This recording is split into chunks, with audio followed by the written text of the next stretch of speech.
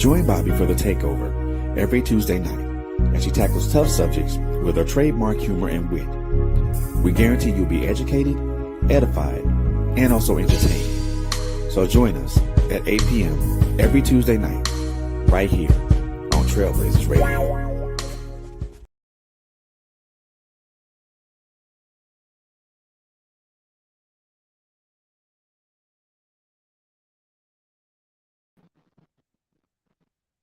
All right. Hi, everybody. It's 8 o'clock. It's Tuesday. And hopefully, I'm not too close to the screen. I don't know what's going on. I'm still trying to figure out how to engineer myself. Um, and so that's what we're going to do. So, welcome to the takeover. And you already saw in the comments when I sent out the invitation, what we're talking about. We're talking about integrity because this week was tough for me. So let's just get into it because I'll get to all of that in just a little bit. So again, welcome. I hope that you are doing well wherever you're joining me from. And I hope that this is a broadcast that is just going to help you because I think I need a little help myself. And so in this lesson that I'm going to teach, or just talk about, I don't know why I said teach, but either way, because I feel like I'm learning something about myself in this lesson.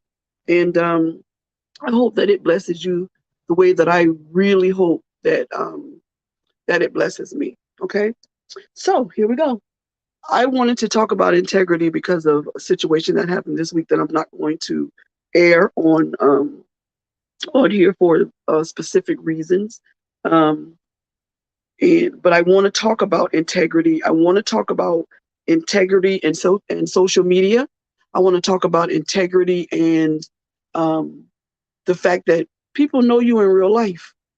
People know you in real life, like you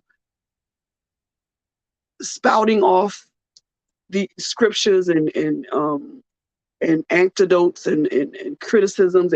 People know you in real life, and when you come at people in a way that you feel is their truth, but you're not living up to your truth, people do not, first of all, it's not acceptable because it shows a lack of integrity, but it also shows hypocrisy.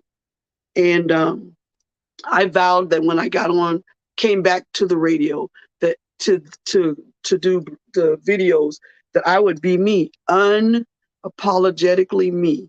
I'm going to be me. I'm going to say what I feel I'm led to say, and I'm going to do it in a way that is as transparent and as real as I can possibly get it. So that's it. So here we go. We're going to be doing a lot of glasses. These are, I don't even know where I got these from, but these are my worst pair of glasses because I left the other ones in the car. I haven't even eaten dinner yet. I've been rushing around trying to make sure that I get here on time to do the show. And I'm gonna tell you, like my apostle tells us, I ain't gonna be before you long. I promise you, I ain't gonna be before you long. This is a no-brainer. This is one of those common sense kinds of things. But I think a lot of people miss things because they're trying to prove their prowess in scripture or prove their prowess in intelligence. They're trying to prove that they have made it, that they have reached this plateau of enlightenment. And it's scary to me how people can go through life and they say they've reached this certain height or whatever. And then, but you can't pinpoint that moment when you had the aha, or you can't pinpoint any great thing that you've been through that really flipped a switch on in your head. And to be honest, I have not reached that particular pinnacle. I haven't. I have not gotten to the place where I think that I am proficient in anything not at work, not at home, not in my relationship with others. I know I have not reached the pinnacle of that. And a lot of people who reach those pinnacles, who say they reach those pinnacles, let me put it that way, have decided that what we talked about when we talk about worth, they have decided that nobody is worth my time. And I love being alone. And I love this, and I love that I don't have a man. I love that I don't have a woman. I love that I don't have children. I love it because I'm so in tune with God, and I'm so enlightened, and I'm so perfected in my loneliness. And again, I say this before I get into that. To say this is to say that God did not know what he was doing, and you are biblically wrong. Because no man should be alone. Nobody telling you to settle. Nobody telling you to just grab whoever. Nobody's saying that. What we're saying is that if you shut yourself off in the cube of your perfection in your home, then how are you to meet the person that God has for you? How? How have you perfected this thing that is biblically wrong? No man, woman should be alone. It is not in the will of God for us to be alone. Period. You can cake over it and okay, it's taking you a long time to look. You've been looking and you ain't found nobody. That's okay. There's nothing wrong with dating. I've heard preachers say don't date. I don't even know how you're gonna get to know the person if you don't date. And nobody says that dating has to be two people. Dating can be you and your friends and whoever it is. Because the thing is, your friends are going to see whatever the fault is before you do. Because you're so busy you're so busy wearing the mask of perfection that you ain't gonna see nothing wrong with this boy. And don't let his eyes be gray, blue, or green. You're not thinking about his flaws. You thinking about, and listen, I've been a woman for 53 years. You know what you're thinking about? I wonder if our children gonna have them color eyes. That's what's gonna happen. So let's get into this. Because this, like I said, this is not gonna be a big, long, drawn out anything. I have very few viewers at this point anyway, so I feel like I'm talking to myself. But it's okay because this is gonna get out, and that's what I wanted to do. That's what I needed to do. And I have a guest, but I'm not sure if she wants to come on or not. I'll invite her, and in just a little bit, let me get my subjects together, and then I'll invite my guest. I think the name was Trisha. I don't know who that is, but if she wants to come on, she can participate. But give me a minute to get into my my little groove here. So we're talking about integrity, and so I got some definitions and some little things together, and so we're going to see how that works out with my little glasses here. So, integrity. In a world where headlines are often dominated by people who make the wrong choices, people who make the right ones can seem to be rare. However, it feels good to live and work with integrity, and when we become known for this highly valued trait, our lives and our careers can flourish. Case in point, what the elephant in the room, what everybody's talking about was with Will Smith. Everybody remembers him slapping Chris Rock, but very few people kept watching or paid attention enough because they were so busy making memes to see that he won the award he was in for. That I think it's the Roots, they won an award. That's originally what Chris Rock was up there for, was to give somebody an award. Nobody paid attention to that. And so everybody focused on the fact that he lost a lot of integrity by doing what he did. I'm not questioning the realness of it, and was it it doesn't matter. And so we focus a lot. We focus more on people who are negative more than we focus on people who are not. And I think that is because people who are negative gives us a boost in our own in our own idea of who we are, because what we say is, well, it wasn't me, or I would have never, not remembering that you did some stupid crap not 2 hours before that. And so people who do negative things, and people who try to live in integrity, and not saying that he lost all of it. No, I'm not saying that, because I can't judge the man. What I'm saying is we see negative sometimes more than we see the positive. And a lot of times I think we don't see the positive things that go on with people is because a lot of people like working in the background. They don't like going on TikTok and showing that they feed the homeless. They don't like going on TikTok to show that they pay for somebody's food. We don't see that a lot because that's not shown a lot. And when it is, you have negative people commenting that you just doing it for show, or you just doing it for whatever, and not knowing the real situation or what happened before the camera start rolling, right? So we have a very good definition of integrity from the Random House Dictionary. And it says adherence to moral and ethical principles, soundness of moral character, honesty. The state of being whole, entire, and undiminished.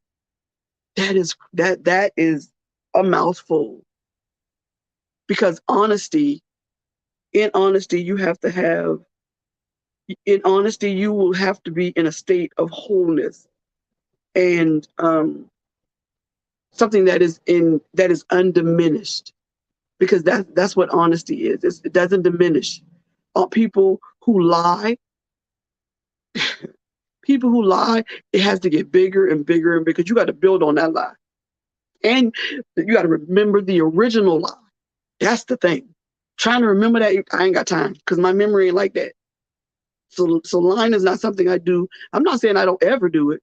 I'm just saying it's not something I do on the regular, because I'm not going to remember what I said before you start asking me all these questions. And my daddy used to get me all the time, because he would have us standing in that doorway of the living room, because he's sitting down relaxed for 3 hours.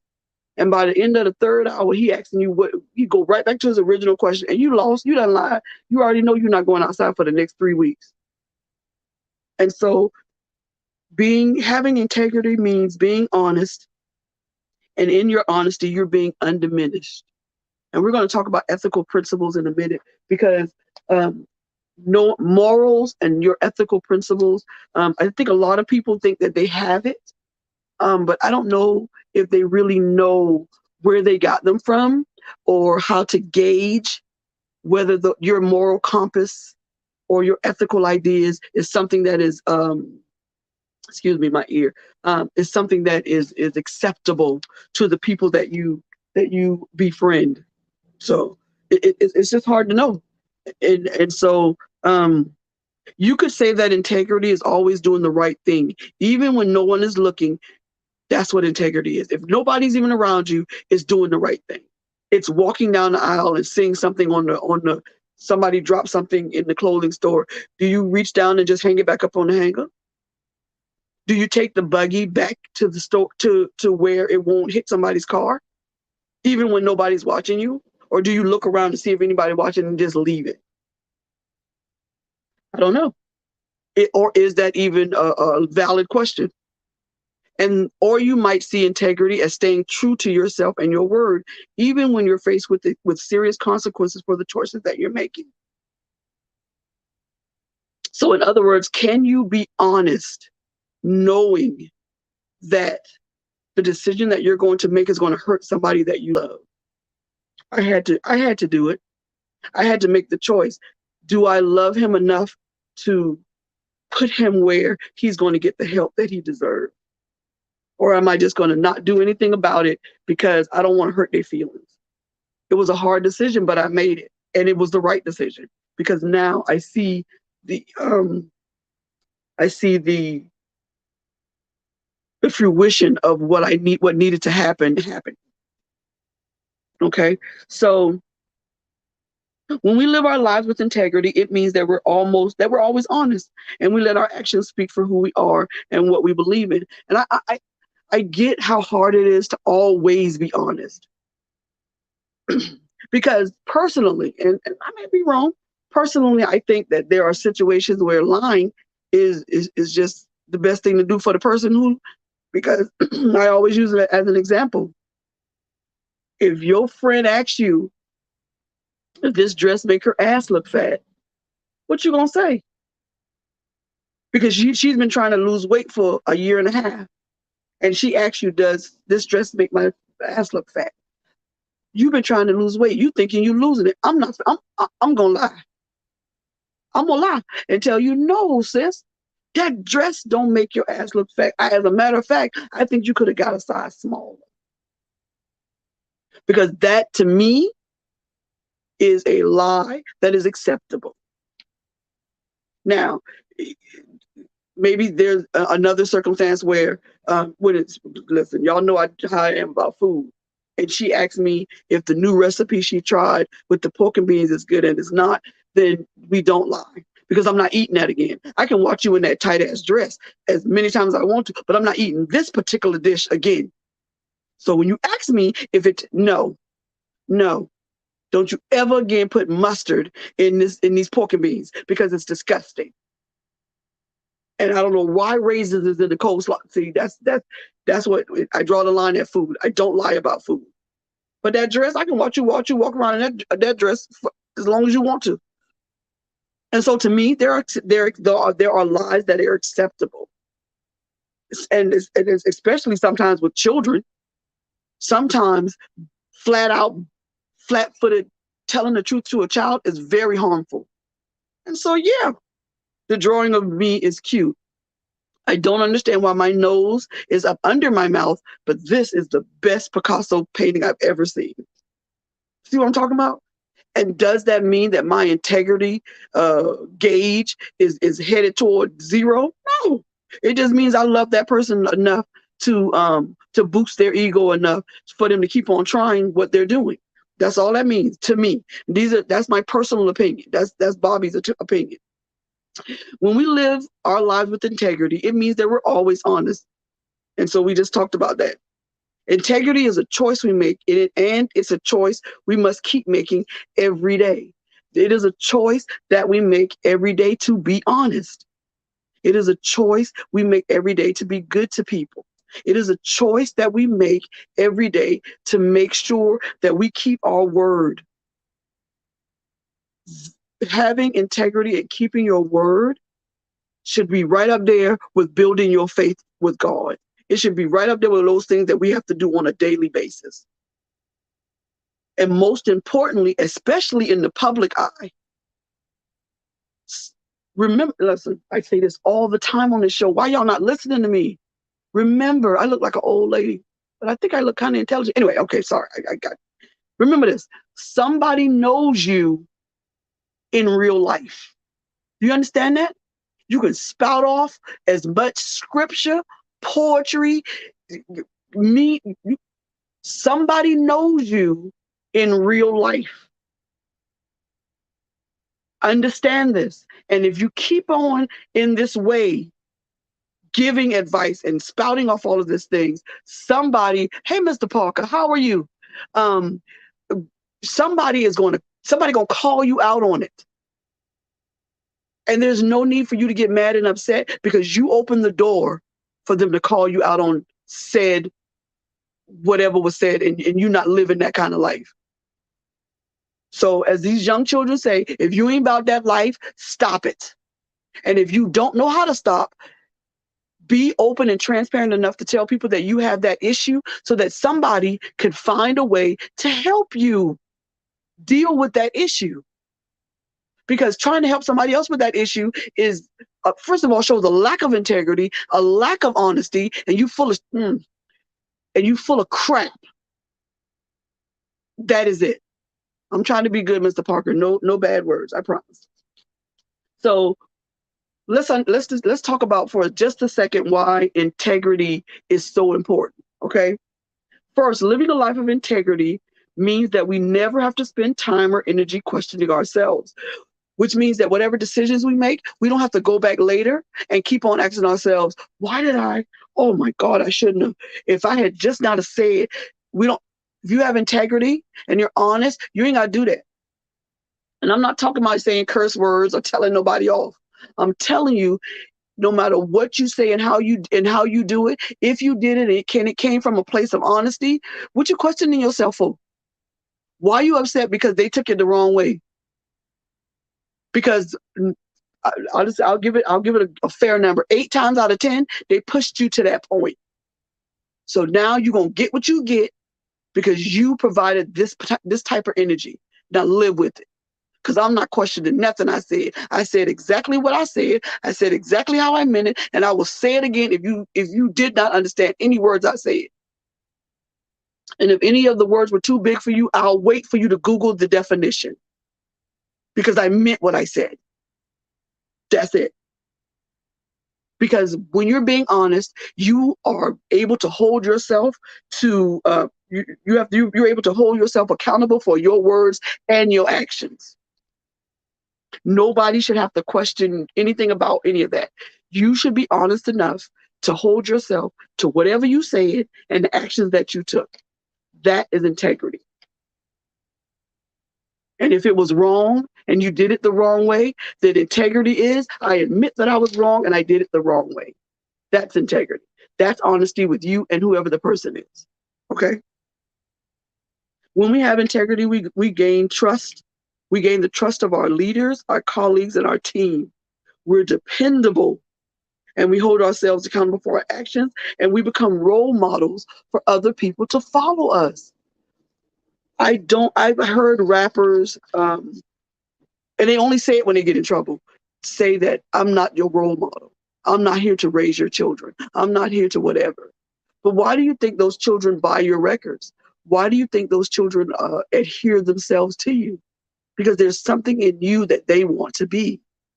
So whether you choose to be a role model or you choose to abstain from that because you don't want to take the responsibility for the stupid crap that you do and they follow you, either way, you have that on you now. And so when you don't hold accountability for that, then you're not being honest. You don't have to be, you're accountable for that. Even if you say it's not my fault. I'm not saying that rappers are raising children, they're the best roles model. I'm not saying that, but there's a reason why your child is adhering to that. And maybe you need to find out whatever that is they have and maybe try to turn it into a different direction, but that is what it is. All of this in turn directly impacts our success in life. People who live and work with integrity are more likely to be considered a good friend. They're more likely to be leaders in whatever adventure or whatever lifestyle they choose to go into. Because they know that they are dependable, people know that they're honest, and they don't have to micromanage and check behind you. So one of the things that is very important in having good integrity and your values is that you have to define your values. You define your values. First of all, sit down and write what you value. What do you think about things morally? And then after you do that, you have to teach others how to treat you by how you treat them. If a person treats you contrary to the way that you treat them, then something in how you're teaching them is going wrong. Your lesson is not being learned. And if they continue to do this over and over again, maybe you need to have a sit down with them and discuss those values and those morals with them. And if it still doesn't stick, then maybe that's not that friend. You understand? Maybe y'all need to just be, just associates that maybe works together or go to work together or whatever. Because a person that continues to treat you in a way that you don't want to be treated, first of all, it's the most disrespectful thing ever. Second of all, it means that they don't care about you. They don't care about you. They don't care about your feelings. They don't care about anything you got going on. If they're going to continue to treat you in the opposite way that you treat them. Because friendship is give and take. But the give and take is give equally and to take equally. You shouldn't keep emptying yourself and all of your spirit and all of your positivity into a person, and that person is never able, is never able to put that back into your spirit. I'm sorry, y'all. I forgot to get something to drink. And this chemo is kicking my butt. So let's not talk about that tonight. So when you do things or when you deal with people and you want to be friends with them or whatever, um, you have to make sure that you analyze your choice of friends. Analyze who you decide that you're going to let into your life. And one thing I don't like is people saying my circle is so small that it's just me and all I got to turn around. It's not a circle. You're alone. And then you need to figure out why you're alone and stop telling everybody that you separated yourself because you didn't. Nobody likes you and nobody won't be around you because you too stuck on the fact that you've reached the pinnacle of greatness and people are tired of hearing about you. Tired of hearing about you. And I said it before, that pointy head child of yours, that ugly dog. And some people, yes, there are times when God separates us from others because we need to be just hear His voice. But that is not something that is done for 10 to 15 years because it takes away the fact that man should not be alone, and God don't contradict Himself despite popular belief in some circles. So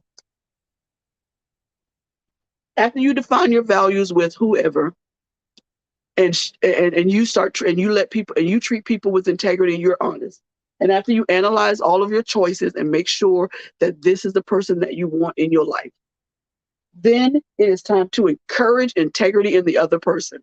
But this is the thing: if you're going to encourage integrity in the other person, let's be sure that we let the other person encourage integrity in us, because being honest all the time is not easy. It is not. It is so much easier to lie, to steal, to take, to insult. It's I don't know why it's easier. I don't know why it feels better sometimes, but it just is. To be honest with you, because I'd rather tell a booger off. I listen. Some confrontation used to be my middle name. I just waited for somebody to pop off at their mouth at me so that I could use all the English I learned in college, high school, and preschool with them little blocks to tell you off. And then I realized one day, after doing that to someone, how much better did that make my life? Did that add anything to my life? Did not.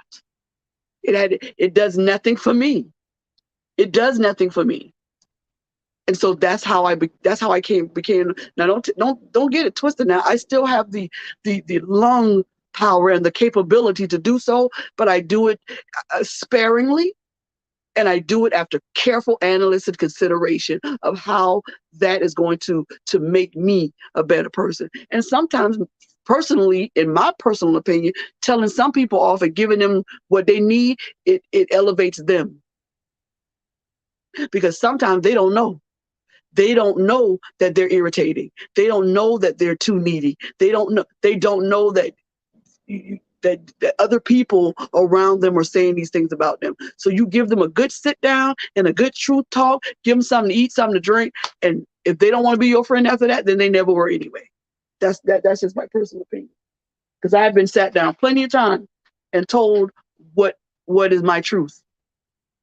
Because I just was awful at dealing with some people sometimes. And so I'm losing my voice. But what I'm going to do now is I think that I have some other things I want to talk about, but I'm going to bring in my panel if they want to come in. It says Charlie, but do you want to come in? Shake your head, yes or no? Okay. Coco, you want to come in? Okay, so I don't know what that means with Coco, but let's bring in the mean prophet. You gonna stop calling me that. So what we're talking about, Coco, is see my glasses? See how intelligent I look? Okay, I'm sorry. Actually, your screen is black. My screen is black. You can't see me? No, I hear you talking, baby, but I don't see your face. But my camera on. Yeah, your screen is all the way black. Oh, I don't know what's going on, but y'all just have to listen to me because my camera is on. I can see me. Okay, let me check to make sure that it's not. Let me check to make sure that it's not. Um, I'm gonna look at another device and see if it's Okay. anything that's happening.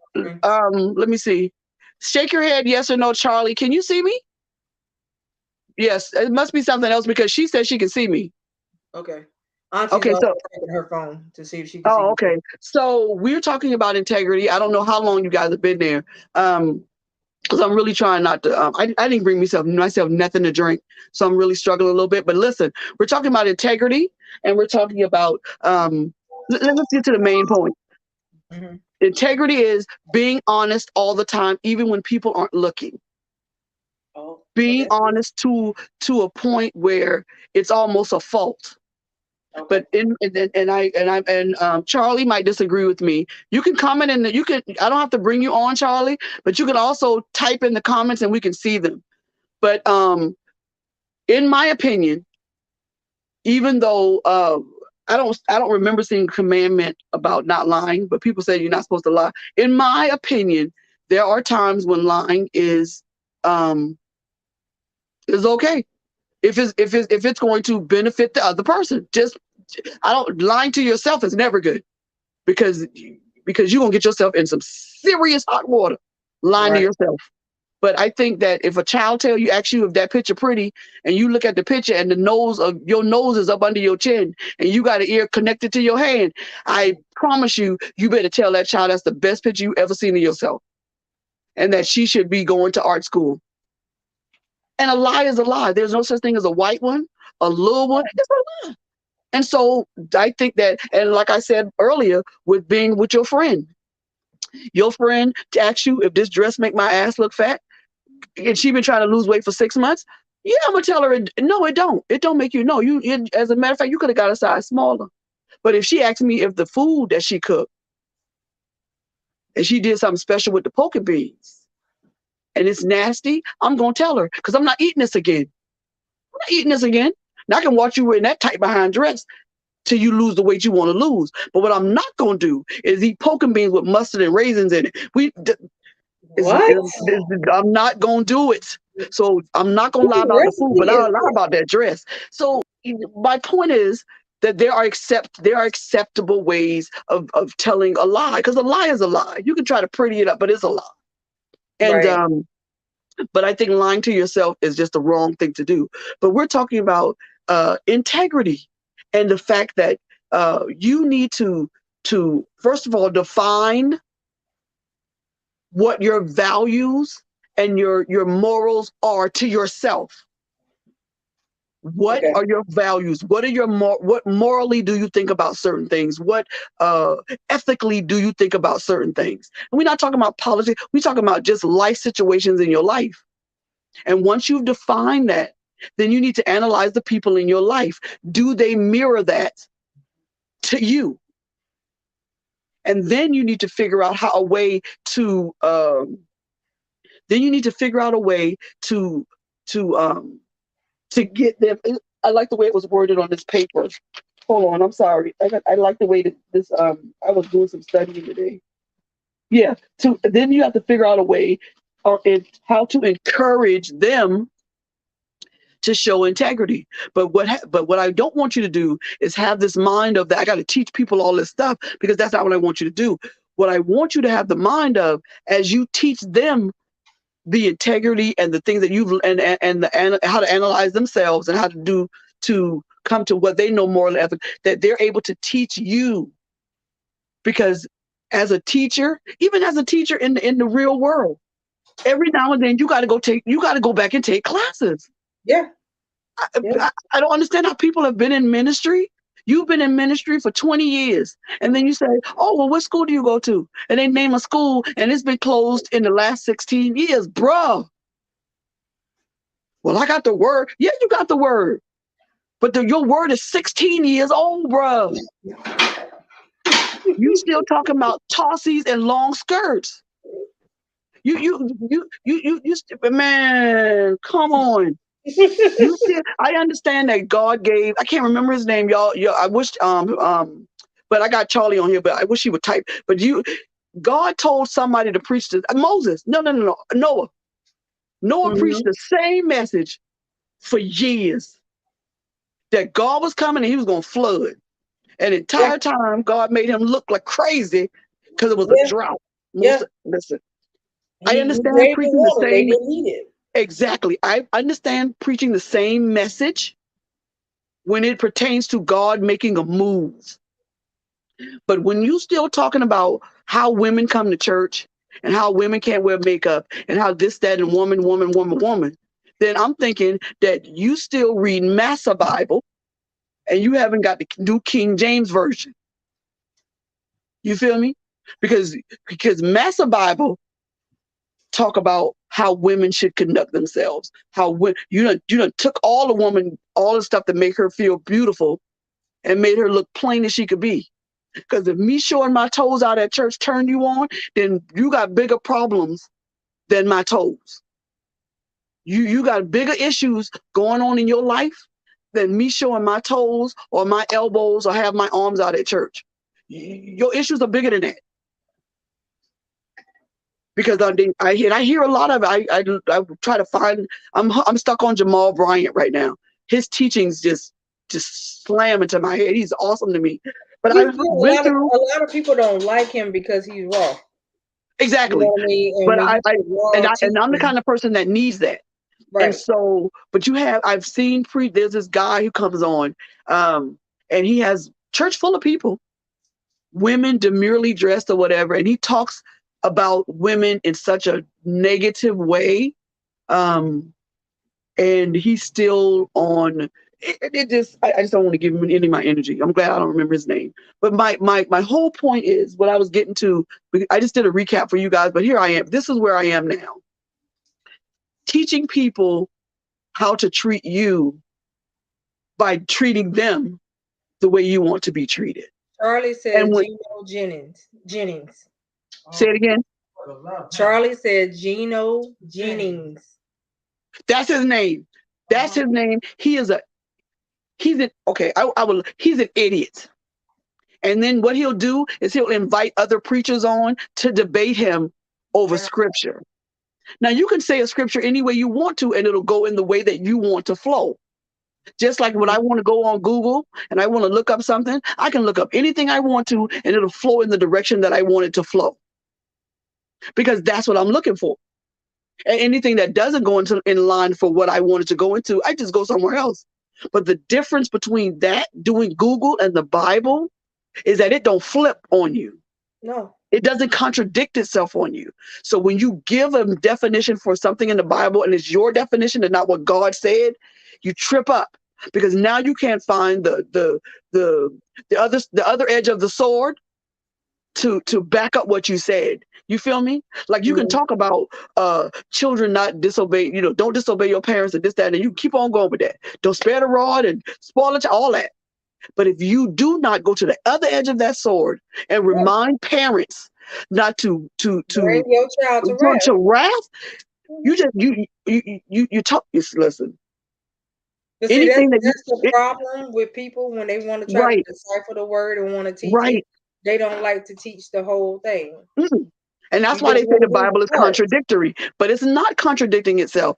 There is when you swing a sword and you're sword fighting, it goes both ways. And that is how the word is. If he said something one time, then he's going to come back and give it to you on the other end. If he tells you how to be a good husband and a good leader, he's going to tell you how to be a good wife and be able to carry that thing on. Right. So see, that's the reason why they say in the word that the word is like a double-edged sword, because it could go in and it could go out. Exactly. That's the whole point. That's the point. And you chose a really good topic to talk about, because a lot of people don't have integrity. But a lot of people don't have morals, or where they did have morals, the morals don't went out the window and they doing other stuff. But this is the thing about why I got onto this, because it connects so smoothly with worth. Yeah. Because people have a tendency. I was reading today, I had some notes on worth, but I don't agree with that. I don't agree that you can I don't agree that you have the right to gauge your own worth. I want, if somebody can cut, You mean, I would love to have a back and forth with you somebody. mean like speak your own value? I don't. I don't think that. I think that is just like I think that your worth is gauged by the people around you, just like your humbleness is gauged by the people around you. I can tell you all day I feel like I'm humble. I'm humble. Oh, I'm the humblest person I can be. But the people around me will tell you that she don't never put extra in the offering. She ain't never brought nothing to the food bank. She ain't never asked her neighbors or told them hi. She ain't never moved out of line when somebody behind her got one thing and she got 6 baskets. Okay. You understand what I'm saying? See, So you but gauge in that. part, Yeah, I but would say see, that I do beg to differ. The only so, reason why I say that is because for me, I truly believe that I can say what my value is. And I mean, and I do agree also with what you said about the people around you. At the right, end of the day, I always ask people that at the end of the day, what is it that you feel like the people around you think of you? right. Right. And so for me, I know my value. Whatever I put, if I put a price tag on it, I can say that I'm worth that But I think because that of I think what that I do and what I'm capable of. But but at the same time, like if you talk about humbling and all that, I'm not humble in all areas. There are some areas where I'm very humble. When it comes down to the Lord, my relationship with Him, very humble about that. But when it comes down to like stuff in the natural, not so much because mhm, I'm very outspoken mhm. about what I feel when it comes down to certain stuff. So that's This not a humble individual. You know what I this mean? is let me put it back into context. Okay. Let me bring it back into context because you're saying value, and I'm talking about um being the table and being so and thinking that your worth is so priceless that nobody else can stand your shine Oh, because well, see, now that's you different. no no See, no no no no no no no I that's what consider that could be how you just spoke it. To me, that's a conceited person. okay, that's what that's what I'm trying to do. I'm trying to Okay. bring it back into context because Okay. what you're saying, I agree with Okay. because that value was given to you through your walk with Christ. Because God is the only one that can give you that sense of of of spiritual value and um it's like don't put a candle under a bushel because nobody can see it shine. I got that. I'm understanding that. But Okay. what in the context of how I'm saying it is this because I'm talking about individuals. I'm not talking about a whole state of mind of a people. I'm talking about these individuals who have come to this idea that they are worth so much that nobody can afford to be in their presence. And so they have gotten the idea that I'm alone because I'm worth so much. Can't nobody, uh, can't nobody shine or I'm worth. And I'm gonna say this again, like I said before. When people say I love being alone, this is how God wants it to be, and I love being alone. I'm glad I ain't got no children. I get to you're biblically wrong. Right. You're biblically wrong. Right. And so now we passed that. So now we on to the point where when something is worthy, when something has a lot of worth, and then it is evaluated and has now, once it's evaluated, the evaluator is God. Mm-hmm. So we have a diamond and we have the diamond, the person that evaluates the diamond, Mm-hmm. right? So the diamond is you, Mm-hmm. God is the evaluator. Mm-hmm. Diamonds are looked at through clarity, color, and cut. Right. Okay, so that's what God is looking for. He's looking for how clear you are. He's looking for the how many times they can cut you and you still have value. Mm-hmm. And then he's looking at the color. That Mm-hmm. means like when they look through you, how many prisms of light are there? Right. Okay, because I studied diamonds because that was my original topic. So God is looking at that. God places that value on you, not you. Right. Now, all of that color that is shining out, that is all the brilliance that God sees in you. And that goes to the other people around you. That is what I mean by them judging you. Right. You are the diamond. You are the thing that is being surveyed and analyzed to figure out what you are valued at, how much you are worth. Right. But when you do that to yourself, how is that possible when how you see yourself might be flawed? Right. And Right. so when these women say to me, I'm worth so much that I can't find nobody. Men are doing it now too. I'm worth so much that I can't find nobody who wants me. But when you worth a lot of money, and we talk about diamonds, but I would flip it into the spiritual. When you're worth a lot, Right. everybody wants that. Right.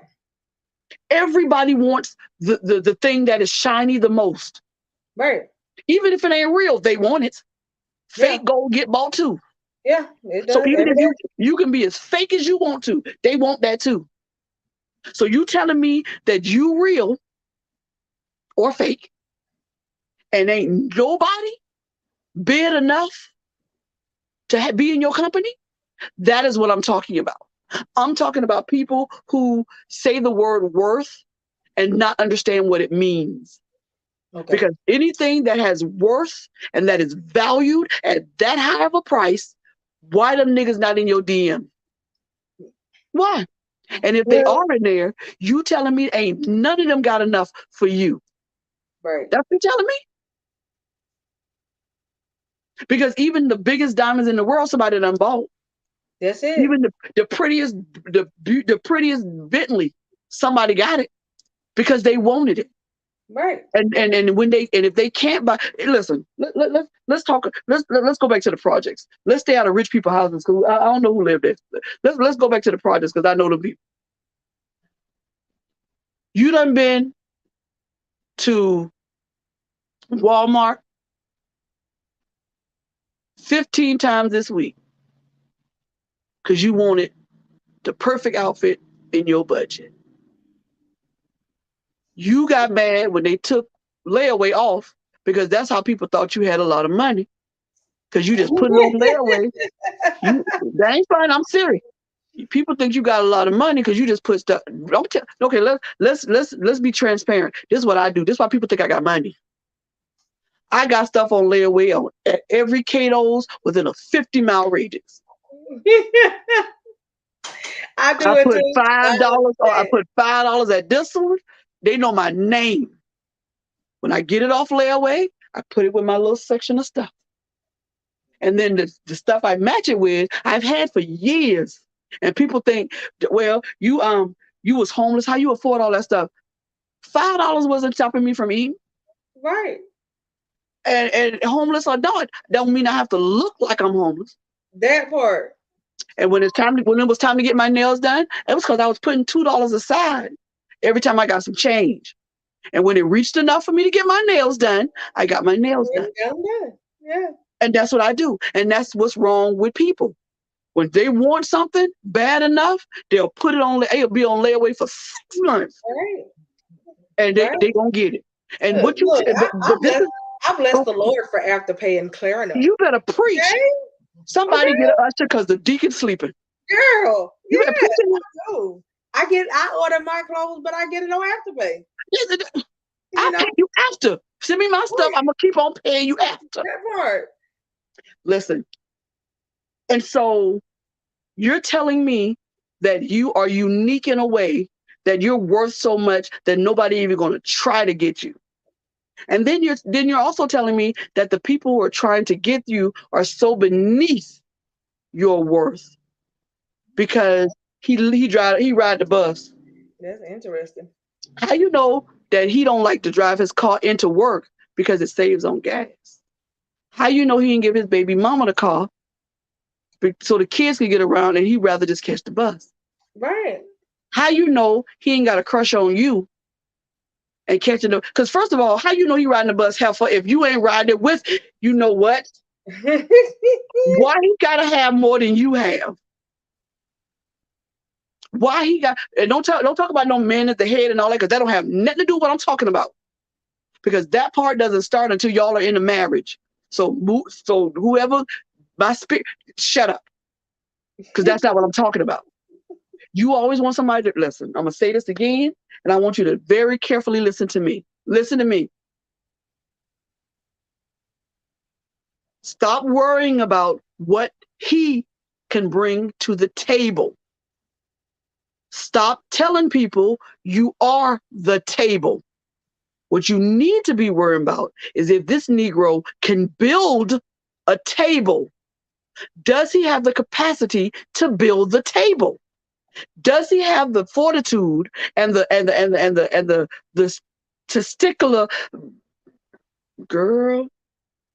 Can he provide what needs to be put on the table to sustain both of y'all? And can he get the utensils once Right. you cook what he bring in? Because you too busy trying to be the table. You want to be the table? You let a nigga put his legs up under you, eat, and go home. Because that's what tables are. So be an IKEA table. Be it. I'm still frustrated by the table. So let's leave that alone, because people need to stop with this. What are you gonna bring? But what you bringing to the table? Heifer, what you bringing? Right. Yeah, you got your own business. You got all of this. And with that money, you done bought you a new ass and some boo. So beyond that, what are you bringing to the table? Because what are we going to talk about when we stop talking about you? What are we going to talk about when we stop talking about that ugly behind dog? What are we going to talk about in the midnight hour? And when I'm saying midnight, I mean the spring is when you young and y'all are you making love 16 times a day. God, I can't wait till my man get home. Sorry, I digress. The summer is, things are coming. It's hot. You've already took up the harvest, all of that. In your fall and winter seasons, what are you going to talk about? Because he tired of the subject of you. He tired of you, if the you dog. own you and what you finna do to your body parts, and Yes. now you feel like you should be doing this, but Once we this is move, the thing, when we move past that, what are we gonna talk about? relationships are foundational, so they are meant to be built upon. So if you cannot Non-stop, build, non-stop right, building. they're I built was talking. upon, you know. And if you Let me see if she's still on here. build it, Yeah, I don't know. yeah. So I am trying to look at this thing and What do you see? a bunch of stuff. I don't do private chats. I don't know who these people are. So, Okay. um, I was talking to one of my god babies. Well, I call her my god baby. She called me auntie. So I was talking to one of my nieces, and I was telling her how I thought at first that her mom and dad's relationship was weird, because you never seemed to see them hanging out. I mean, they took pictures or whatever, and I know they spent time, but it was just weird. And then I started studying their relationship from outside without asking any questions. And she works as a nurse. He's a fireman. Well, he's a retired fireman. And she went through something similar that I went through. And I would ask her, Krisha, where you going? I'm going to dinner. She'd go by herself, whatever. Or she'd go, oh, I'm going home. He cooked. And sometimes I call her at night. Well, you doing? Waiting on him to bring my food, or whatever. I have never. He looks at her the way my pastor husband look at her, and she used to laugh when I say this, but it looks just like that. When my apostle preaching, or when Krisha, I said her name, but when she's not looking, and I'm looking at how their husbands are looking at them. You ever see a puppy when they first get wind of a rawhide bone that smells like a real one? Yeah. That's how their husbands look at them. Yeah. Well, yeah. I They understand. you feel me? Like their tongues are 2 feet, they one step from having their tongue hang out their mouth and just, and my apostle they've been together for 40 something, 50 something years. I think my other friend, I think they've been together probably about 30 or so, but their spouses look at them like they cannot believe that's mine. Like that puppy look at that, and the puppy will look at it, lick it, look up at you. Look at you sure that this what you want me to have because I'm about to tear it up. And that's exactly how their husbands look at them. Look at God and say, look, you sure? Because I'm about to tear this up. That's just being that's just being honest. Right. And I look at that and I say to myself, that is the epitome of how marriages are so different. People look at it and say, that's my goal. But never. I'll never say that because I know what both of these couples have been through. That's not my goal. Hello, everybody. Thank y'all for coming in. That's not my goal. I don't want that goal because that means I would have to go through the same thing they had to go through to be that close. No. Yeah, that's not my goal. That's the same thing as saying I want that person's anointing. You're going to have to go through something. Listen, I'm not talking about the very same thing. I'm talking, you're going to have to go, them people close like that, they can read each other's mind and like that because they went through a time where there was only them. They went through a time where there was nobody else to give them advice and to comfort them except each other. But the thing is, it sounds great, don't it? But you don't know what that time was. But I bet you it was a trial that had come to pull them apart. I bet you it was something that the devil would listen. Sometimes I tell my apostle, especially with what we're going through right now, I tell her, I wish I had been at the board meeting when the devil asked God if he could touch all these people that he's touching right now with this cancer thing. I wish I was at that board meeting because I think that the devil came in smiling and the demons came behind him with these little boxes of names. And God told everybody else, except the angels that run around his head, because you can't do nothing with them because they couldn't stop. Told everybody else, everybody sit down. Jesus, I got this. And the devil said, all these people will turn their back on you as soon as you let me touch their body. And you know how short that meeting was? You know what God said? Okay, meeting adjourned. Bam, he out. Right. Because he knew his people. And so this is what I'm saying and saying all of that. Integrity is like faith. You have to build on your integrity like you have to build on your faith daily. Because being honest is not easy. Because sometimes being honest is making a decision on whether you love a person enough to hurt them in your honesty. Yeah. And I was transparent about mine. Yeah. The person that I fell in love with, I had to make the decision. Do I love them enough to let them continue doing what they're doing, knowing that they're going to die in this? Or do I make the decision to call 911 and tell y'all, come pick this booger up and lock him up? Right. And it was the hardest decision I ever made. But I see that is you better say it, Simone. That meeting was over, baby. I see what I needed to see in that person now. And it was the best decision I ever made. But some of us are so hell-bent on being the fixer of a person instead of trying to show integrity and being honest with that person. But I'm telling you this now, it is to the detriment of that person that you are doing so. And yourself. It's not because just now you have become yours too. Because now you have become the God in their life. And the last thing I used to tell my mama this about my brother and my siblings. The last thing you want to do is become the God in somebody's life. Because when the real God steps up and he takes you from here, they ain't gonna have no clue how to get to the real one because you didn't teach them how to hit rock bottom and climb their way out. And I don't mean climbing their way out by scraping and scrubbing. No. When you hit rock bottom, I promise you're going to be on your face or you're going to be on your knees, and you are in the perfect position to get to the real God. But if you don't even let them wobble, you don't even let them lean, right? You catch them before they lean, sis. Now they have no clue how to go through life. because these niggas ain't leaned yet. You understand me? It's only been a year since my mom died, and I'm still telling you the truth. They haven't even leaned yet, because you have no idea the ramifications of what my mom was doing for you and how it affected you as you growing up. Because you still ain't grown up, because you haven't missed her enough yet. You understand? And so in all of that, I say this: teach people how to treat you by how you treat them. And if they continue to treat you in the opposite way, they have no respect for you.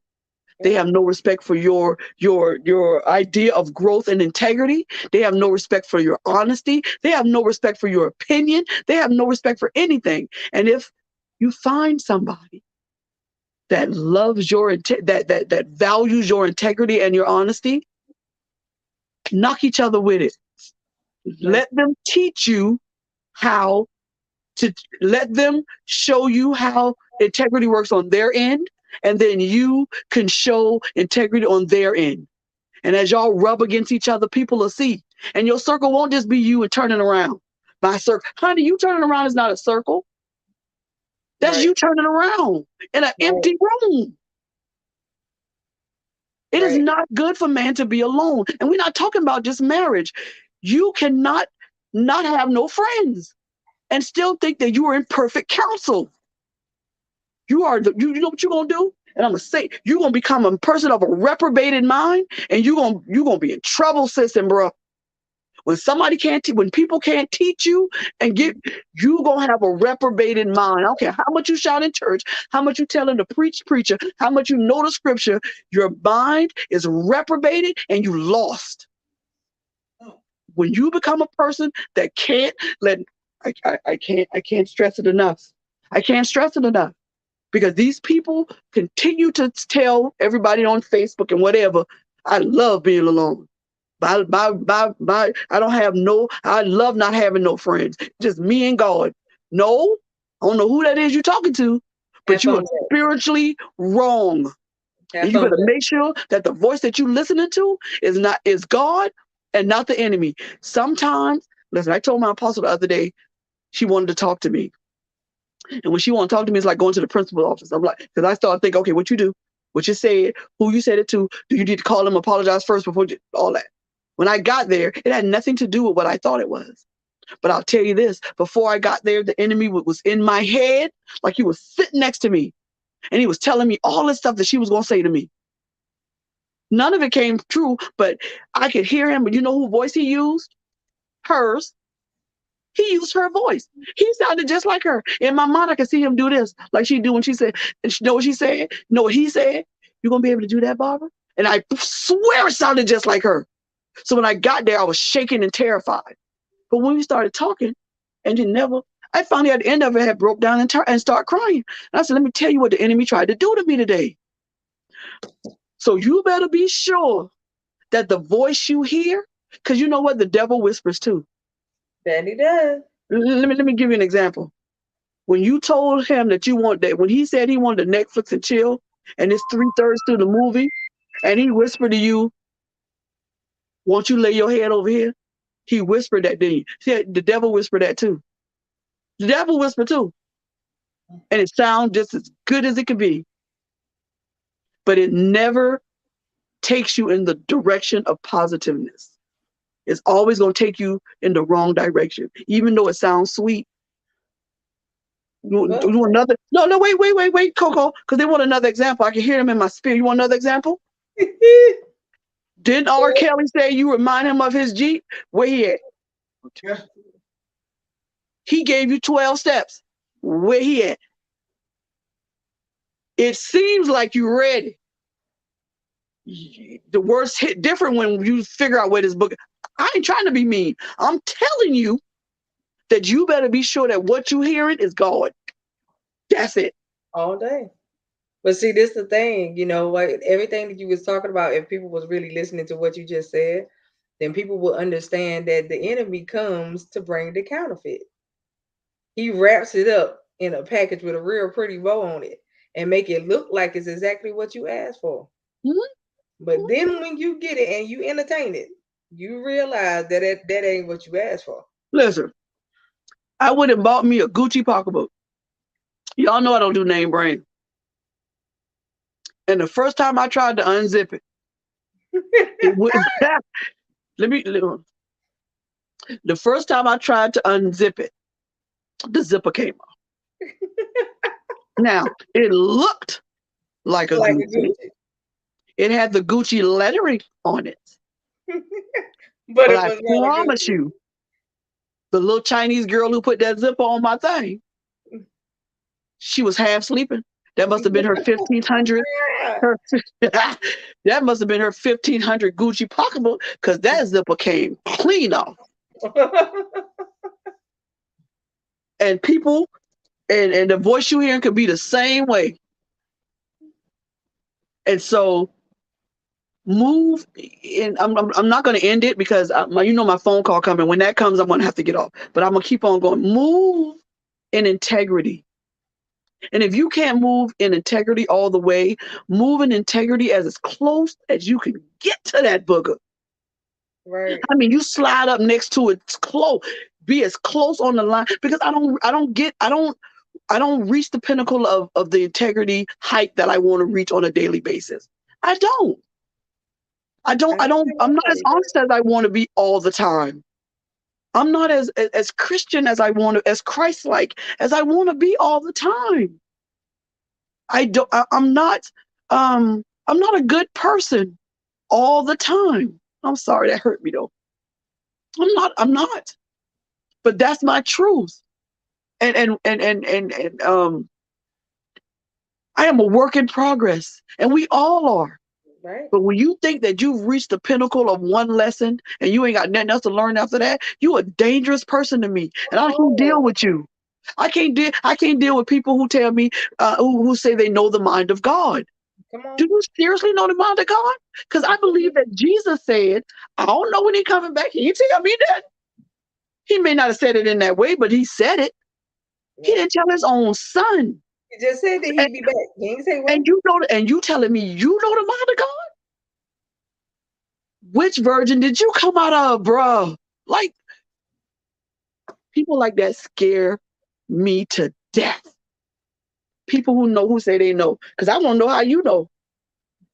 But I want you to, homework is this. Write down what your values and your ethics of life are. And I promise you, honesty, if it's not the first one, it's in that top 3. And if it's not, we have issues. Yeah. You have to be as honest as you can, being human. Right. Because there are going to be times when you're going to lie. Because you go tell that police officer that you thought you was going 35. You thought you was going 35 and you was going 65. I guarantee you going to do it. Now, if you that honest and you don't, you better than me, sis. Because I'm going to tell him thought I was doing 35. My contact moved or something, and I thought it was a 3 and not a 6. Yeah, when the cops saw me and asked me that, I don't know. That's what I said. I don't know. And so I just think that, listen, be the best human being you can be. And in doing so, draw the best human beings around you that can be around you. There's no reason why you can't have 25 friends. You know why? Because there are 25 facets to you on this diamond that you call yourself. There should be a friend in your life that caters to every layer, because people like onion. There should be a friend in your life that caters to every part of who you think you are. You should be able to go to that friend. Listen, when I want somebody to be honest with me and put their foot down, it's Coco and Cretia. Because you're not going to get no butterflies, ain't no balloons going to go off, it won't be no sparkly stuff. You just going to be crying, and you're not going to like them. You're not going to like, I tell them quick, I'll tell both of them, because both of them on here. For the next 15 minutes after I get off the phone, okay, I lied then. For the next hour or so, maybe I lied again, till tomorrow. But until the time I get ready to have to pray, because when I get ready to pray, I gotta like them. I don't like them till I have to pray before I go to bed. I don't want to be their friend no more. I don't know how many times I done deleted Creisha number out my doggone phone. I don't want to talk to her no more. And Coco know what I did. I will delete all you and your people. Nobody can see my Facebook page. Who you talking to? I asked you a question. You ain't gonna lie? I don't talk to none of y'all. Now, when I want fluff and marshmallows and unicorns and I want to trip through the daisies, I got a friend for that too. I'm just not gonna name them. When I want somebody who is theological and as a theologian and who knows the word, and I need to get to that word right now, I got a friend for that. If I'm in a mood where I'm hip hopish and I want to know what these children are saying, and I need to, I don't want to know what they say. My boyfriend is younger than me. He say certain stuff. I don't know what the devil he talking about. So I call one of my nieces or my nephews, my little godchildren. What is this boy talking about? What the heck is cuffing? I thought that's what police do when you go in jail. Obviously, it's not. Cuffing is obviously something that gets you having a millennial baby, because cuffing has nothing to do with handcuffs unless that's what you and your spouse into. That's a whole other show. By the way, I can sell those to you. I have them. So listen. That's Bobby. Y'all know that's Bobby. That ain't me. So be the best that you could be, as long as you can be that.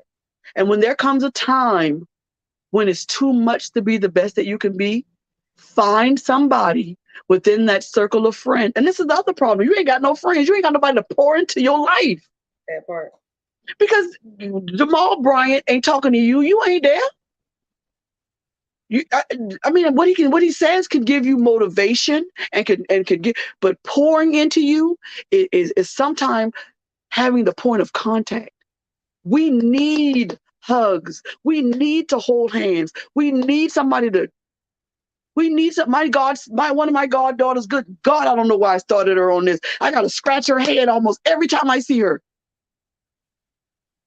because she needs that from me. I'm the friend that does that for her. Her family does everything else, but that soothes the anxiety because I'm that friend. You feel me? You understand? And so we want to be that friend. And sometimes we're not that friend. And sometimes you got to be honest with yourself and say, I just ain't that friend. Move on. She already got somebody for that spot. Figure out your spot. And if you can't figure out your spot, you do like you do when you ask God what your purpose is. Girl, what are we friends for? What am I gaining from you? And what you gaining from me? Because if we only friends because I'm the senior citizen in this and you get the Goodwill and get the senior citizen day, then tell me that. And I'll only bother you on Wednesdays when I go to Goodwill. Because I need your senior citizen card. Right. But be honest with me. Don't make me think we besties. With everything I tell you, you tell your real bestie. Integrity. Honesty. Don't disqualify yourself out of people's lives because you cannot tell the truth. Not just about them, but about you. Because the processes that you got through to be where you are, they might need to know the process. Not the end result, the process. Because everybody don't just jump over hurdles. Everybody can't tell a mountain to move and it moves. Not saying that God can't do it, but everybody ain't got that level of faith like you got. And so you're going to tell them, I just told the mountain to move and it moved. Okay, that's fine. No. But when I told the mountain to move, I wasn't there yet because I'm still smaller than the mustard seed. I'm still at the mustard seed. You at mountains and rivers and streams? I ain't even got out this valley yet, sis. You feel me? I ain't even got these bones to shake a little bit. Ain't no dust down here. Raise dry bones. I can't even. And so you disqualify yourself as a friend. And you disqualify yourself as a Christian. Yeah. Because no matter how you see the Bible, the Bible is written in King James Version because the English took the Bible and rewrote it that. But I'm sure that all those verily I say unto these was not how Jesus spoke. Jesus was a carpenter. He grew up building stuff with his daddy. He was a regular dude who was born of a virgin and who came down here to go through pain and trial and tribulations. You know why? To let you know you could do it. That's my Bible lesson for tonight. And so if he had to do it, there was a process of him getting to that cross. Read Matthew, Luke, and John. They told you the process. He told you the process, and it hurt. And this is going to be a shameless plug. My book is a process. I let my apostle read my first chapter, and you know what she told me? I'm scared to read the rest because the first one hurt me so bad. Because I was raw and I was honest. And my second chapter not only going to hurt for me to write, but it's going to hurt from family members.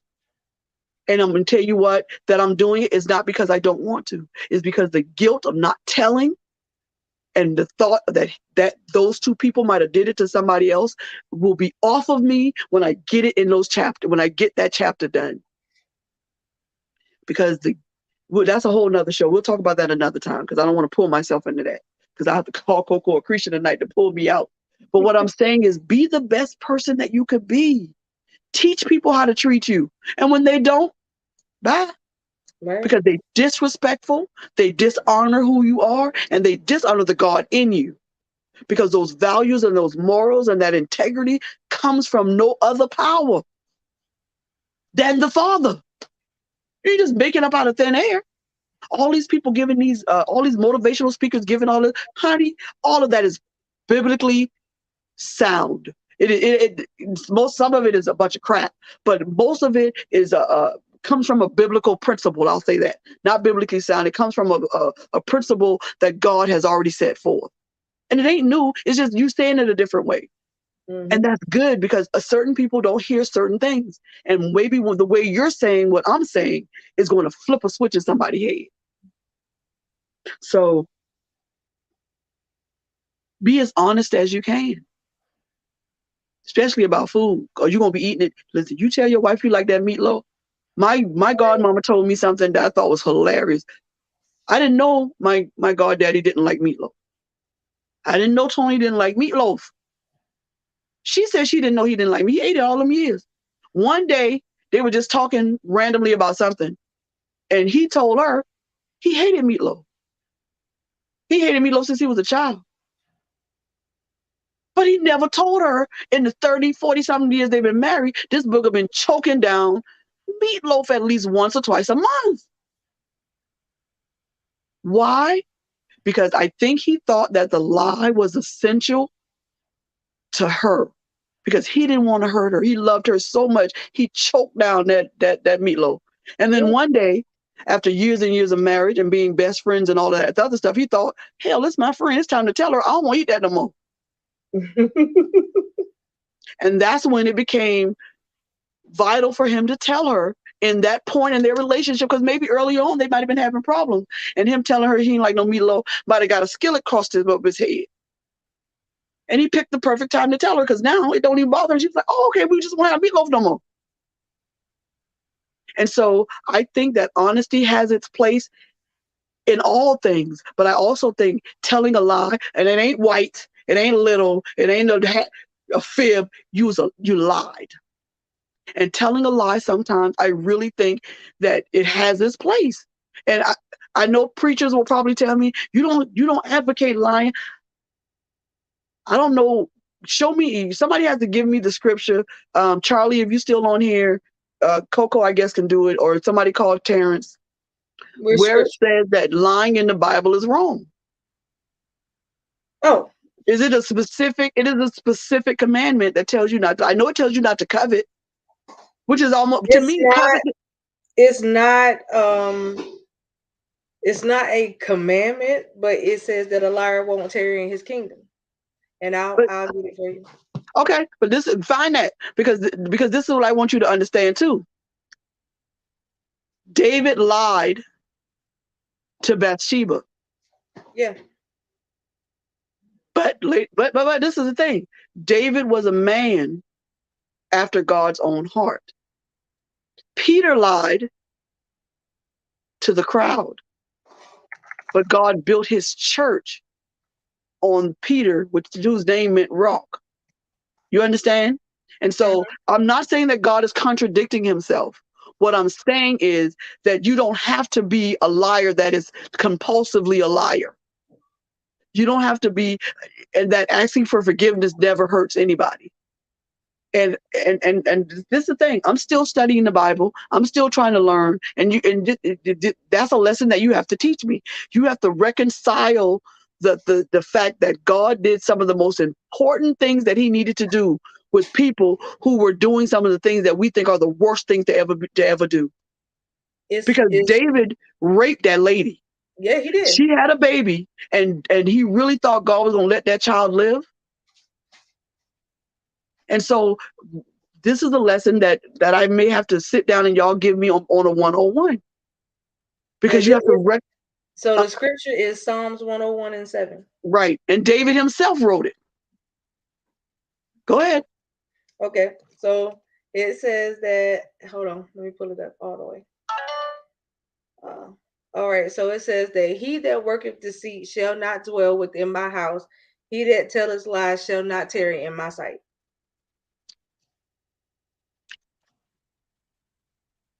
Okay. Or, and then if you need a different version, then I could give you the English Revised Version. He that worketh deceit shall not dwell within my house. He that speaketh falsehood shall not be established before my eyes. Now, the word, I guarantee you that the word liar in that particular context of the scripture written in the King James Version has a different meaning because some words that we use in English have a different connotation in Hebrew. Yeah. And I just got a concordance, and I'm gonna look that up, and on my next show, somewhere in there, I'm gonna slip that in. But some words in the Bible. But you want the word liar for Hebrew? Yeah, you can find a definition for that. We can do that while we got time. Okay. Yeah, because there are some words in the Bible that are used several times, but in the context of how they're used, the meaning changes. Please do not come at me saying that I'm trying to change the Bible to conform to me. I am telling you that the Hebrew word for certain words that are used in English have a different meaning depending on, like the word Yahweh in the Bible, the way they say Jesus' name. Yahweh means different things in the context of how they're using it when they use it in Hebrew. Now, if I'm wrong, tell me I'm wrong. No, you're not wrong.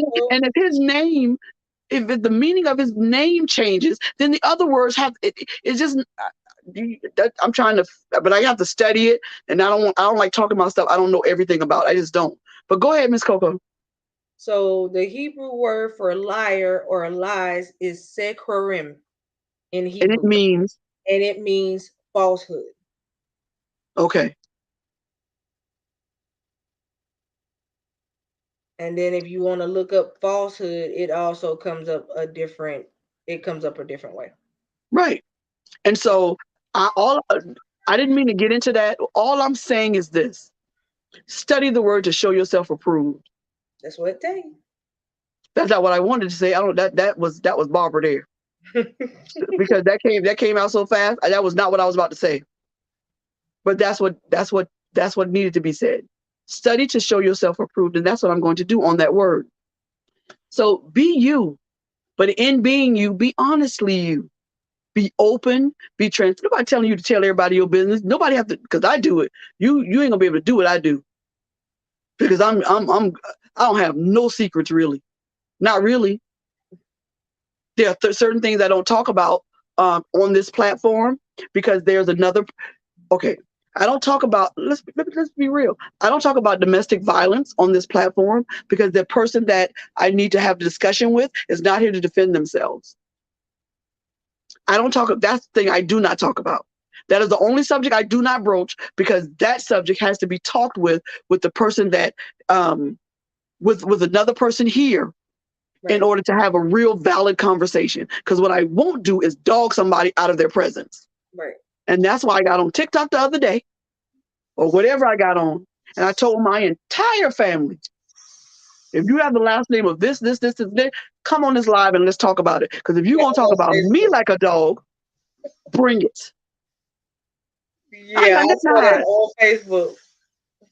I went, listen, and I meant every word I said. Now my godchildren want me to say over and over again, you can kiss mine. I said, no, that's not all that. That's all you heard. That's all they remember. That's it. That's all they remember. But I meant what I said, and I said it the way I meant to say it. And so I really don't have a lot of secrets, and I'm transparent. I'm transparent because I wish somebody had been transparent with me. That part. I wish that people had told me that knowing God was not going to be easy. I wish people had told me that this was not an easy journey. I wish people had told me that my family was not just the people that shared my DNA. I wish people had told me that loving myself was not selfish, but that self-preservation was a mandatory. Yes, it is. I wish people had told me that my mom could only do what she knew instead of telling me you only got one mama and that's it. I wish people had told me that respect does not always beget respect. And when it's not begotten, you can move on. God is not going to kill you if you decide you don't want to be somebody's sister no more. Share DNA or not. Right. I wish somebody had told me the things that I know now, because I wouldn't have wasted almost 11 years of my life living a life of servitude and not making sure that I, the server, was also being served. Right. I don't regret anything that I did for anybody, but I wish I had paid more attention to me. And now I'm trying to play catch up. And I wish somebody had been as open and as honest to me as I am with other people and with this platform and with the book that I'm writing. It's hard. And the second chapter, I should have started it 2 days ago. I can't. I just can't. I see the entire chapter in my head, but the place I have to take myself to do it, I don't want to go there. And as I was driving home today, the enemy put in my head, you always just going to be driving home to go to a house that's empty. And I know that's a lie. But I tell you, in that split second, it felt truthful to me. That's my truth, because I have to fight the negative things in my own head daily, hourly, every second. And for those people who walk around like that God is so deeply within them that they don't have to deal with anything, you know what I remind them of? That Jesus was so scared to go on the cross, he literally bled tears. Sure did. Tears that came out of his eyes were blood. And I looked it up to see if that was a real thing. Because you're not going to give me no scripture and tell me something. And I have to look, and it is. It is a real condition that people really have. He was so, and I don't think it was the fear that, like, we're talking about fear. What I think that he feared was he did not want to leave them boys because he knew they wasn't ready for him to go. It was so much more he wanted to teach them. And it wasn't not about dying on the cross, because he was in a hurry to get back to his daddy and tell him what happened in his own words, even though his daddy was dead. Because it's a father-son thing going on. But I think his fear was, how they gonna make it? And I ain't teach them everything. I got so much more I could do. That was his fear. He wasn't ready to leave them. And that's what it was. I tell people all the time, it's not the fear that you know you have an expiration date. It's the fear of knowing that you leave without the work being undone. Yes.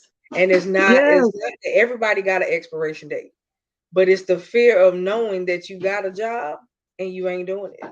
Right. Is Or that's the that you have a job and you waited so long before you got started on it. that part. You know your time is almost up. My Right. daddy used to say this thing, used to make me laugh, and he meant it too. He meant it. I think he really thought God was going to grant him this wish if he said it enough. And sometimes we'd be sitting and talking about like somebody died or whatever, and he'd say, "I ain't never gonna die." What you mean you never know? You're not immortal, bro. Who you talking to? Know what he say? I know what God want me to do. I know the list.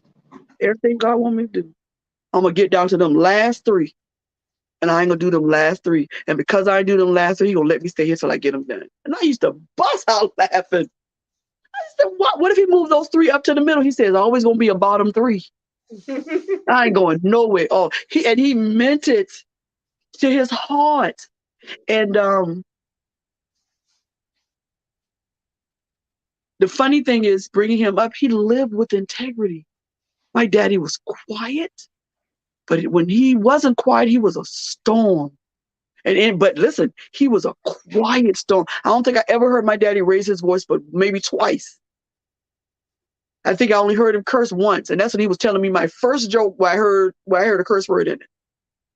I don't think that I ever heard him and my mom argue but once. And he was so smooth. Man, that was the smoothest cat I have ever met. And I wanted the men that I am attracted to have that quietness in them. But the problem is I see the potential of that quietness and they haven't reached that level of maturity yet. And I fall in love with the potential. But I think I might have found the right one this time. Oh, sorry. That was a little Tommy. I got a little Martin on it. Sorry. I digress. But I want to live in integrity. Right. You understand? I want to ignore those who take my unashamed words about myself and what I say and how open I am. I want to ignore those who believe that it's about pity. I want to ignore those who think that the right hand shouldn't know what the left hand is doing. I think that is only relevant when you about to leave this booger because he beat you. Then your right hand should not know what your left hand is doing. I think it's relevant when it's your child's birthday and you don't want them to find their gift, then your right hand should not know what your left hand is doing. But when you're in a committed relationship that has integrity and honesty, then why the hell your right hand can't know what your left hand is doing? Why are you hiding clothes in the trunk? Because if he loves you, he'll be glad that you're getting stuff to make you look good enough to be by his side. He'd be glad that you are trying to better him and you. Because if you went out to do that and got you some stuff, I don't know why you didn't go to the men's section. That'll shut him up. Because now both of y'all stuff on the bed. But I think that we have to be aware that in this media kind of arrangement, that you have to have integrity. You have to be honest. Because I'm gonna tell you this again. Somebody knows you in real life. Somebody knows that you're not speaking, you're not living the things that are coming out of your mouth. Right. And I promise you, not too long from now, somebody gonna call you out on your bull. And that's why I tell people, if somebody tell you something that I haven't told you about you, or somebody said, you already know they lying. Because I don't have a filter to not tell you exactly what I think of you. Right. And the only reason I don't tell you what I think of you is because sometimes I just avoid people so I won't have to tell them because I know it's coming. My new supervisor at work, avoid her. Because she gonna squeak that little voice at me one time at the wrong moment. And I'm gonna be in the office with the big man. Because I'm gonna let it go. And so some people don't know their truth and how you feel because I just avoid them. I don't like you and I don't want to be in your presence. And I'm not gonna fake liking you because that's really not how I roll. Right. So I'm saying this to say this. I want as many friends as I can have because there's so many sides of me And I want to pick out who I want for this. I enjoy meeting new people because I don't know who you're gonna be and what part of me you're gonna fulfill the idea of God in me. And if you no, I'm about to go. I got to go. If you have friends and they have a problem with you bringing other friends into your relationship, you better look up the anti-stalking laws in your state because they stalking you and they're not your friend. And if you have a friend who sits and listens to you more than they talk, and that means they know more than you about you than you know about them, they stalking you. And all they doing is pulling in evidence and evidence and evidence and evidence. So when they get ready to burn you, it's a plan. People plan. They don't like you. So what they do is, I'm going to be your friend. And all they do is listen. And when it's time to come at you in public, they're going to dog you. They know everything about you and you don't know nothing about them. That's why when people try to come at me, I go through their Facebook page. And now I know your mama name, your sister name, your daddy name, all of that. And if I can't get to them, like I used to do in the truck, and them white men used to call me all kind of names or whatever, all right, let them finish. Now, you done opened up the door for me. So now I want to talk about the fact, now I want to know why your mama and your mama and your daddy look like each other and got the same last name. I want to know why your mama and your daddy, that's your mom, that's your auntie mama and your uncle daddy. Explain that relationship to me. Please tell me why your little brother got a special relationship with the dog under the porch. I'm just asking you. Don't get mad at me because all y'all look alike. And not because y'all family resemblance is great. Oh, I used to dog them. They used to be so mad at me, they want to meet me at the truck stop. Them black drivers used to laugh so much. They tell me, all right, sis, he done cut his mic off. No. Because what you did was you opened up the English teacher in me. And I'm going to dog you because you thought you was talking to one of them old dumb black women, niggas or angry black women. And I'm just as calm as I want to be. And one man, I went 20 miles out my way because he called me the C word. Oh, God. 20 miles out my way. I dogged him up and down that mountain. I certainly did. Now, question that. So you tell your uncle daddy and your auntie mama that what they do is illegal in the United States. Oh, gosh. And your sister teaching you how to French kiss is wrong on any level. Oh, what? I said it. And I didn't take it back. So what you don't want to do is go toe-to-toe with me with the foolishness. Yeah. Because I do not run out. I learned know how I learned how to do this. I learned how to do it in school because I was picked at so much. Because we moved here, I didn't have any friends or relatives here. And I taught just like I did, like I was from Atlanta, because that's how I was from Atlanta. And they picked at me incessantly. I fought all the time. And so I learned how to snap back. You know who taught me? My deacon. I have heard every fat girl down put known to man. And I used to cry. And then one day I stopped crying and I started going back and forth with him. That's how I got good at it. And so that's what I do. Simone, do you really want her to say what the C word is, baby? No. I won't say it. I'll spell it. It's C-U-N-T. And really, when he said it, I laughed because I thought people only said that on TV.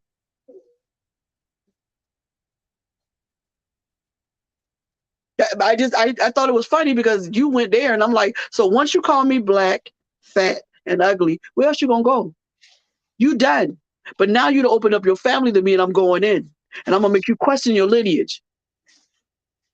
Because all that hair on your back did not come from your daddy. Because I'm pretty sure there's a wolf in the woods that was, that's just, I don't know. Just saying. I'm just saying, that's not natural hair. And I'm sorry your mama told you that was just a little extra love handle. It's a tail. It's a tail. You call it what you want to call it. I'm just saying. No, ma'am. So what you don't want to do is start that kind of conversation with me. Or these fools in my DM sometimes want to have these private conversations. Because what I'm going to do is make you question your manhood by the time I'm finished. So let's get off of that. I'm sorry, Simone, I quit. So we're going to get off of here because I have not even eaten dinner yet. I was so excited about this lesson. I was so excited about what God was going to say because a lot of it was just him coming through because I still got my notes, but I didn't get into it the way I wanted to. And so I'm so glad that it went the way that it was supposed to. I'm going to fix me some hot dogs. I'm so hungry. So You've been coming. I hope that go ahead. I'm sorry. What you got to say, Coco? I was just gonna say, like you talked about integrity, but you got to look at where your integrity is now. Your integrity is on a whole nother level than where I Oh met yeah, you. because I was full of crap. Oh, I was full of crap when I first started. I was full of crap. You know, Tell him, Coco. Coco, you tell it better than me. Oh yeah. I was full of crap. Oh it yeah. was on a whole nother level than Mhm, where I met you. You know what I'm mhm. saying? But now it's just like, okay, when you gotta, first of all, I feel like your integrity and your character work hand in hand. And if they don't match up to me, then I can't deal. And You know, I wish I had gained this kind of insight into myself before I had to lose all of those things. And to be honest with you, I had to lose all of the things that I've lost in order to get into this place where I am. sometimes that's how it is. You feel me? Like Moses had it going on. The girls wanted him. The Yeah, Pharaoh's daughter wanted him. Listen, some of the men wanted him. Let's be yeah, honest. He was good looking. yeah. God put that book out in the desert. He had nothing. Food, clothes, nothing, not a friend. And he had to lose all that and then go back. And that's what I had to do. I'm in the same neighborhood I was in before I started driving trucks. When God told me I had to preach, and I told him no. I literally lived 2 blocks from here. Literally. I'm on the same exact job in the same exact office I was in when God told me I had to preach, and I got in that truck and ran. I literally on the same exact job, living in the same exact place. Well, ain't it funny? He took you back to the place where you told him no, Yes. in order for you to come back to that And place say just to yes. tell him yes And say yes. and say yes. Ain't that something? That's the kind of God you think it's funny because, but I don't. It's not. I don't feel. I don't find the humor in any of I it. know. But that's what God did, and it's so weird because I think about it sometime, and in the middle of the night, I go, "Oh my God, that means God knows who I am." I know that sounds funny, but that means that the Creator, He really know where I live. Right. He really has me on His mind. Yes. He got you on the GPS, girl. They got Yes, them. Yes. and people think I know people think I'm being funny, but I'm not. Because you go through your life like this, whatever. Do you ever stop to think that the Creator is thinking about you right now? I got a reminder on my phone that tells me to pray. I don't care where I'm at. When it ding, I stop. And even I did we was in the store that was an apostle, and I had my hand out. She said, "What?" I said, "Our phone just ring. We have to." And she put her hand out, and I said, and I did my little quick prayer or whatever. And she said, and I just went on about my business. She started laughing. I said, "I do it. I don't care where I'm at. Right. I don't care where I'm at because if that reminds me to thank Him, Right. then when I need that reminder, then that's what I'm going to do. Because Right. sometimes I can't. I don't remember to remind Him thank you because I blinked. People think, oh, that's stupid. No, it ain't. If you don't blink, your eyes don't get moisturized. If your eyes don't get moisturized, you Right. go blind. I just preached a whole message. Somebody wake up the deacons because the mothers is in the kitchen cooking dinner. Right. But see, that's the whole point. The point is somebody got to wake you up. Did you just? And then the thing is, you can't even thank Him for swallowing. Because That's if you don't it. swallow, your food don't get to you, and you die. Y'all can think it sounds stupid if you want to. You don't have enough time to tell God thank you Thank you. for every time No. you blink and you take a breath. So you better just thank Him on general. Right. And it is just And it's like for the how you used to hear people say, if I had 10,000 tons, it wouldn't be you enough it to wouldn't be say enough. it ain't enough. You It's think not them enough. It's angels not enough circling? time in the day. You think them angels circling His head saying holy, holy, holy? It Right. get tired? They can't get tired because every And, time and they get ready to, they think of something else. right. And I pray Every all time the you, time, but I got the same thing. I got the same thing on my phone. It says prayer time. And I yeah, and I do the same prayer it time. just says And exactly. You. There is not enough. It's just little things. And if you think about it, your finger bends about 3 or 5 different ways. So every little tick of your finger is a thank you. that's Because it it. did have to let you bend it that far. I know it's comical. I promise you I know. But it is real. It ain't nothing about it comical to me. Every day that I can get up and take a step. by Yeah, myself. when you come By from myself. right, if you come from a place like I said, y'all, if you come from a place where you couldn't walk and now you Tell it. can, every day is something different. Let me be truthful. You come from a place where you cannot have a BM for a month or two. Come on now. You better thank I'm be having. Simone said she gonna wake up the deacons because the no mothers. You better preach some.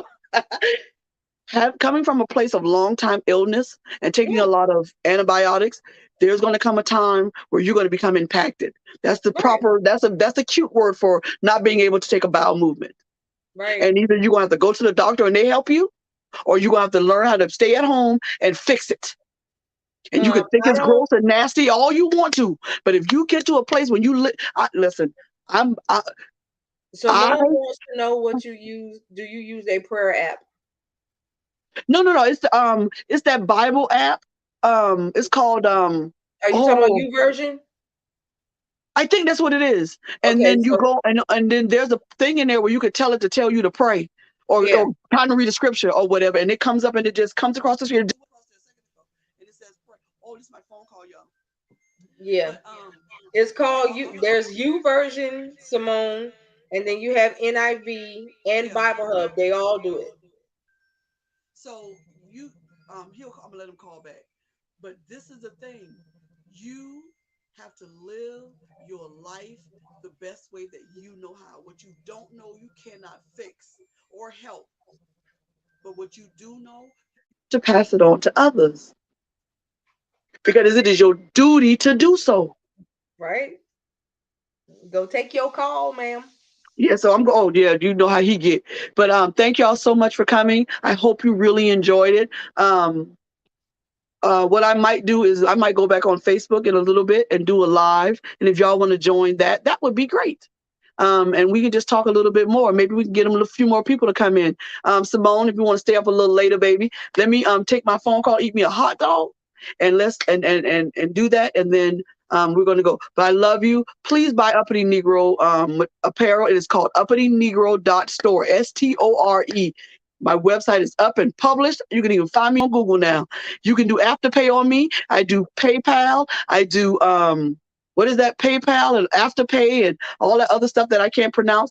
All of that stuff. Oh, And so come on, listen, at least go on the website and look at it. If you don't want anything, look on it for your sister and just touch the she got screen and say, Afterpay on God, them. yes, and say, God bless my sister. That's all you got to do. I love y'all. I might see y'all in about an hour or so. We'll see what God gonna do because I ain't sleeping. And these glasses make me look intelligent. I want to look at them some more. All right. Man, let me get on there. Let me go take my night meds. I ain't got time to play with y'all. Love y'all. Thank you for coming to the takeover. And please let the takeover take over your life. Live with integrity. Amen. Live honestly. Be the best what you can do. And be transparent.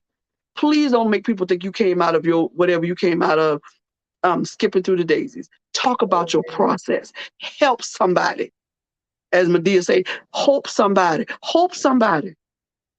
And let them hope you. I love y'all. Thank you, Coco. Always. I love you so much. Thank you for everybody coming. I'm so proud that Krisha was on here. I love you. I feel so honored that she even took out her time. All right, baby love calling again. I love y'all. See y'all later. All right.